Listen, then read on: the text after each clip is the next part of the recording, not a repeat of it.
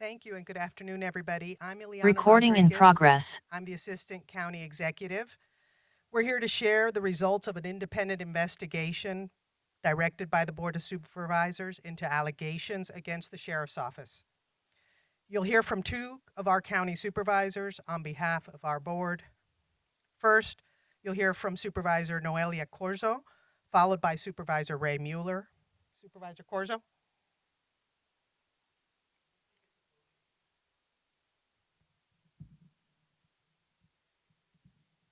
Thank you all for being here. I will be blatantly honest with you and say that what Supervisor Mueller and I will be sharing with you shortly is extremely concerning and warrants immediate action. The San Mateo County Board of Supervisors continues to be committed to transparency and accountability, and in that spirit, we are releasing Judge Ladoris Cordell's report of her independent investigation into the conduct within the Sheriff's Office leadership. This investigation began due to an unprecedented volume of complaints brought forward by sworn and civilian staff against members of Sheriff Cristina Corpus's executive leadership team. In releasing this report unredacted and in its entirety, our board takes a critical step in addressing these serious concerns and ensuring accountability within leadership at the Sheriff's Office. Judge Cordell's investigation has uncovered significant leadership failures by Sheriff Corpus and other senior team members, with a particular focus on allegations of abuse of power, intimidation, retaliation, and conflicts of interest. Notably, one individual, Victor Anye, who Sheriff Corpus appointed, was central to many of these complaints. As stated in the report, and I quote, Anye has repeatedly exceeded and abused his authority with the knowledge and approval of Sheriff Corpus, end quote. It is important to note that despite being offered the opportunity to speak with Judge Cordell during the investigation, Sheriff Corpus elected not to do so. Judge Cordell's report conveys the gravity of the situation, noting that, and I quote, the fear of retaliation is, I'm sorry. Judge Cordell's report investigates 15 serious allegations against the Sheriff's Office, with 12 of those allegations sustained. The findings reveal troubling patterns of intimidation, retaliation, and abuse of power within Sheriff Corpus's executive leadership team, as well as a personal relationship between Sheriff Corpus and Anye, which is a clear violation of the county's nepotism policy. Sheriff Corpus has repeatedly denied that she has a personal relationship with Anye. However, Judge Cordell found, and I quote again from the report, there is overwhelming factual evidence that Sheriff Corpus and Anye continue to be in a personal relationship since 2021, and that Sheriff Corpus has an actual conflict of interest, end quote. This personal relationship beyond mere friendship is a direct violation of county and sheriff's office policy, as is Sheriff Corpus's denial of this relationship to the county executive. Among the sustained findings, Sheriff Corpus's alleged use of racial and homophobic slurs stands out as particularly concerning. The Board of Supervisors and county leadership disavows hate of any kind, but especially those who are from those who are community and trust with great power and who are sworn to serve and protect. Additionally, evidence of Anya's widespread abuse of authority, intimidation, and retaliation highlights a leadership culture that damages morale and undermines public safety and the effectiveness of the entire organization. Judge Cordell's report conveys the gravity of the situation, noting that, and I quote, the fear of retaliation is rampant in the organization, end quote. She also wrote, quote, the Corpus Anye administration is obsessed with loyalty that borders on paranoia, end quote. Furthermore, we learned today of the sheriff's office decision to arrest Deputy Carlos Tapia, president of the Deputy Sheriff's Association, who is one of the people who reported a whistleblower complaint against Anye. You might remember that Carlos Tapia also brought the vote of no confidence against Anye. While we do not know the facts surrounding the arrest or the merits of the case, we know it is highly irregular in San Mateo County for the Sheriff's Office to conduct a criminal investigation and arrest a member of their own department. Such an investigation would typically be turned over to the district attorney for handling. We know that Mr. Tapia was arrested today without a warrant issued by the district attorney. We find the timing and circumstances surrounding this arrest to be highly troubling, especially given the other findings of Judge Cordell's investigation. Judge Cordell ends her report by writing, quote, lies, secrecy, intimidation, retaliation, conflict of interest, and abuses of authority are the hallmarks of the Corpus administration. This investigator takes no pleasure in recommending that Sheriff Corpus step down and that Victor Anye's employment with the Sheriff's Office be terminated immediately. Nothing short of new leadership can save this organization.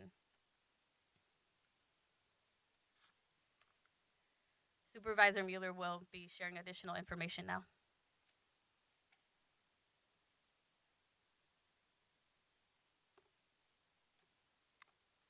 Thank you, Supervisor Carzo.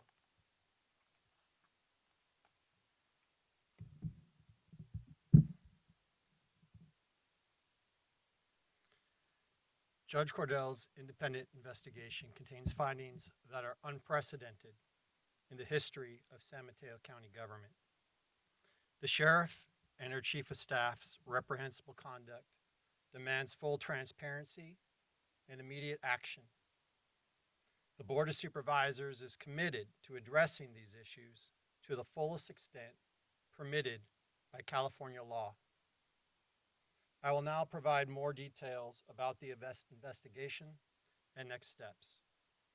On July 10th, 2024, John Nidlin, the County Council of San Mateo County, retained Judge Ladores Cordell to conduct a fact-finding investigation into complaints and concerns that current and former members of the sheriff's had about Victor Anye. Judge Cordell was retained because she is highly regarded throughout the state of California and is impartial to this matter.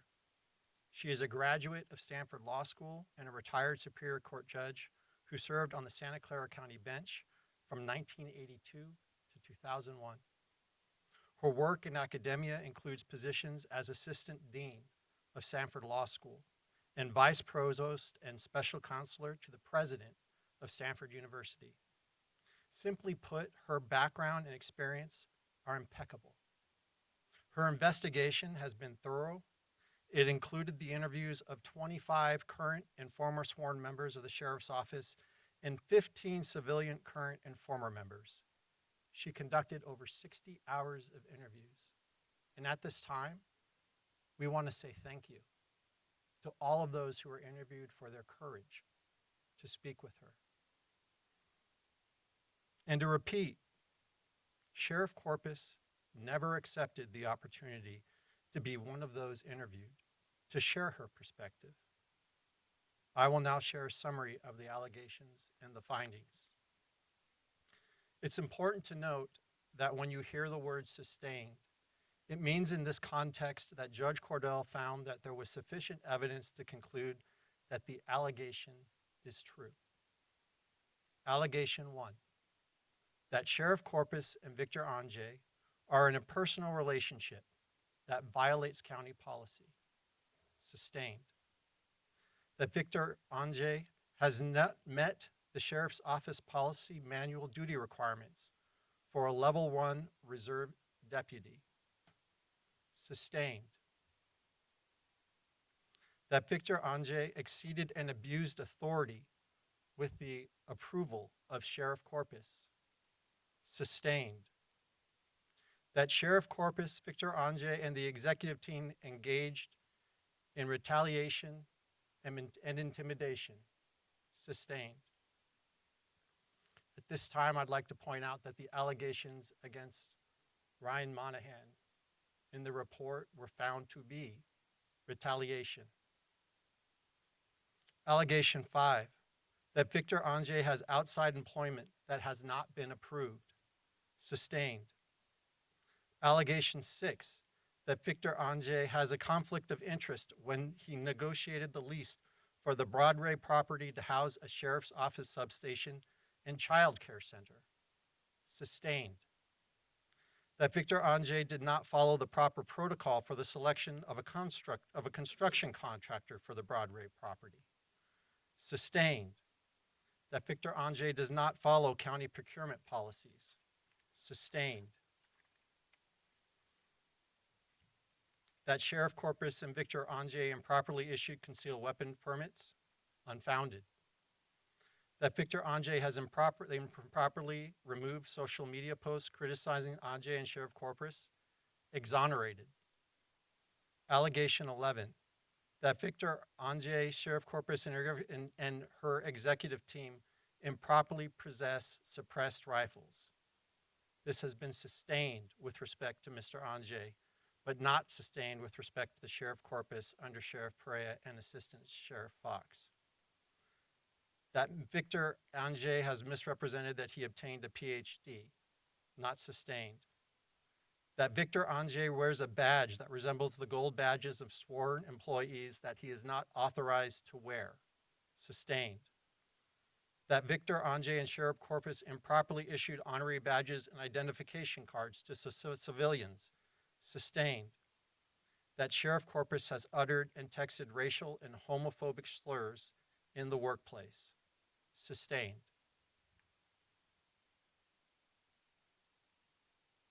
I believe at this time you'll go ahead and you'll find on the slides behind me two incidences that we have that are also contained in the exhibits of the report that are examples of such conduct.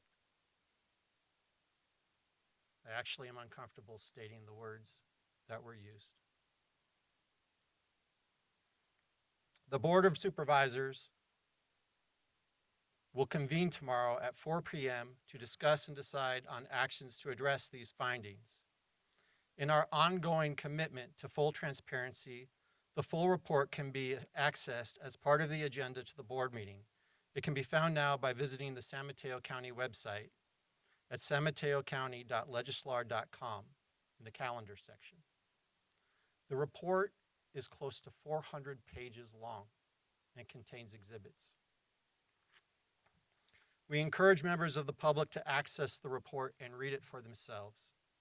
It is anticipated tomorrow the board will consider the following actions: censuring the sheriff, calling for her resignation, removing Victor Ange from his role, and referring the report both to the civil grand jury as well as the district attorney's office. Additionally, while the San Mateo County Board of Supervisors does not currently have independent authority to remove the sheriff, the board may consider bringing a charter amendment in an election to ask the voters for the authority to do so. It is my belief this report lays out the case clearly. Sheriff's Corpus tenure as sheriff must come to an end, whether by resignation or removal.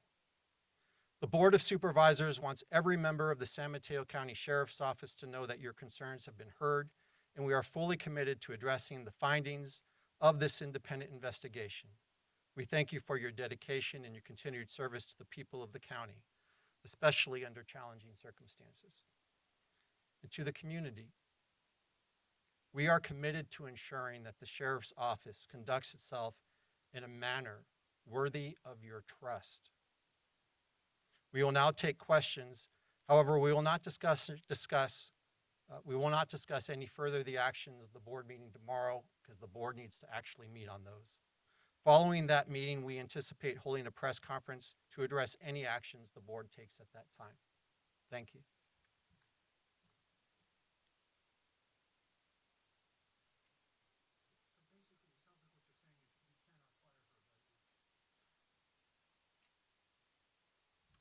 At the present time, under current law, Sheriff Corpus is a constitutional officer. So the board can't meet to just go ahead and fire her. What we can do at the present time is we can undergo a process which is contained in the government code, which allows us to go ahead and refer the matter to a civil grand jury for investigation and also the district attorney. The law specifically sets out a process under that which could result in the sheriff's removal. However, that's not an action the board would take. Separate from that, in Los Angeles County, actually a couple years ago, they faced a similar circumstance. And they brought a charter amendment to the public and asked them to vote on whether or not, under specific circumstances, the Board of Supervisors could remove a sheriff. The public passed that charter amendment. That's something specifically we'll be looking at. We're going to refer the matter to the district attorney's office, but as you will see when you read the report, there are specific sections which would suggest that such would take place.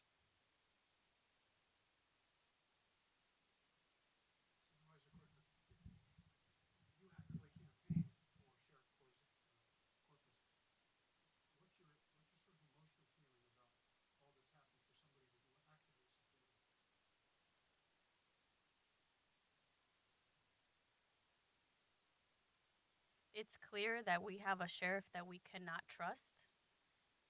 This independent investigation lays out the reasons that's the case. And just like our community will have to come to their own conclusions, um, our board and me individually as a supervisor, when presented with new information, has made different decisions with that information.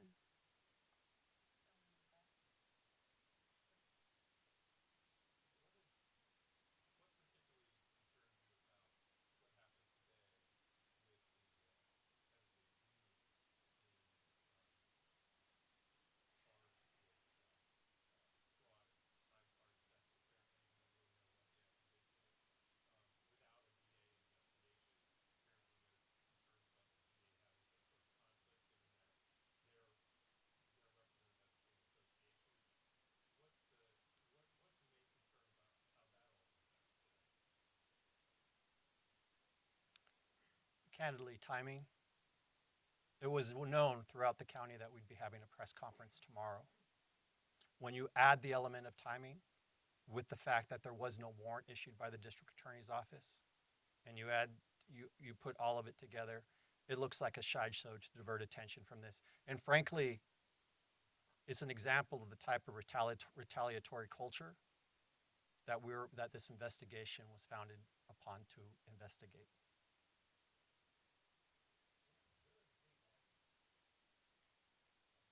Our county executive is present here right now.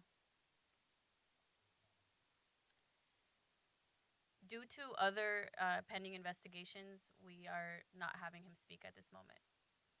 We expect the results of other investigations to conclude shortly, and to my knowledge, to date, Sheriff Corpus has not um, participated in those investigations either. It's also be speculative on our part whether or not the county executive would want to speak. This press conference was called for us to make the statement.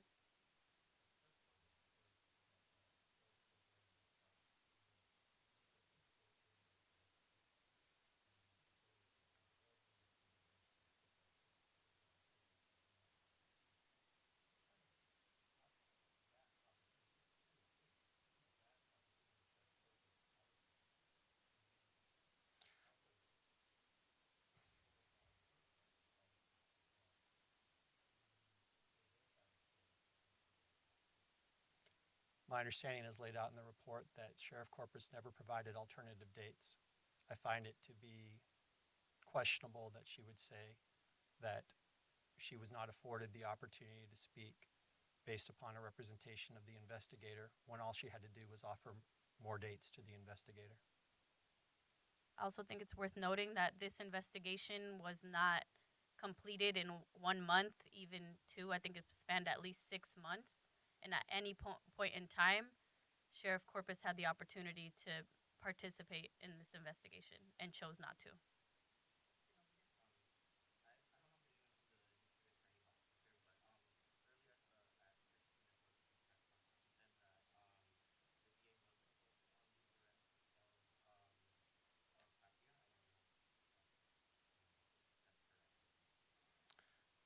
Well, I think that when that statement is made, the follow-up question that I would suggest to a reporter would be to ask, what did the DA indicate with respect to whether or not the arrest would occur and and why an arrest warrant was not issued. I cannot speak for the DA, but what we do know as a fact is an arrest warrant was not issued.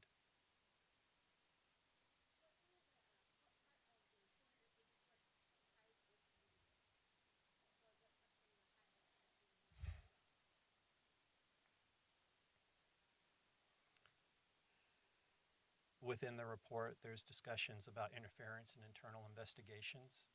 There are discussions about potential conduct withholding exculpatory evidence. There are numerous allegations within this report that, frankly, there's no better word to describe than shocking and reprehensible.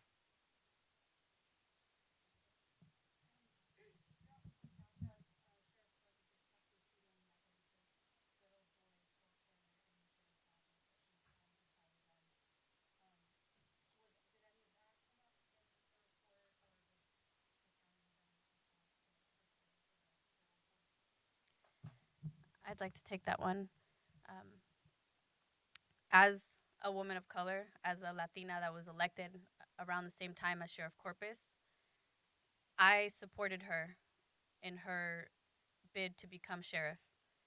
And I would not change my opinion about that support lightly. We are not the good old boys club. We have new leadership in this county that values transparency, that values equity, that values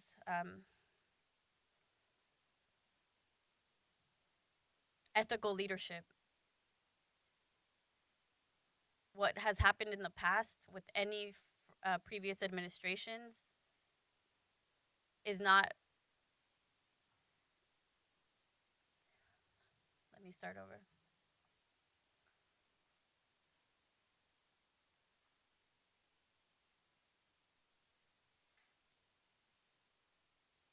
There are no passes for corruption from anyone. We want ethical leaders in this county. And what this report has found is that there are grave concerns in the sheriff's office. And be it from a woman of color or anyone else, there has to be accountability there. The very definition of a good old boy network is one that demands loyalty. I think if you go ahead and you look in this report, you'll see a good old boy network. It's just a question of who is now exercising that power over others in a way that demands loyalty at all expenses. We saw today a member of the sheriff's office resign because he refused to act on an order to arrest Mr. Tapia. I think that's an example, perhaps, of what may be considered good old boy conduct.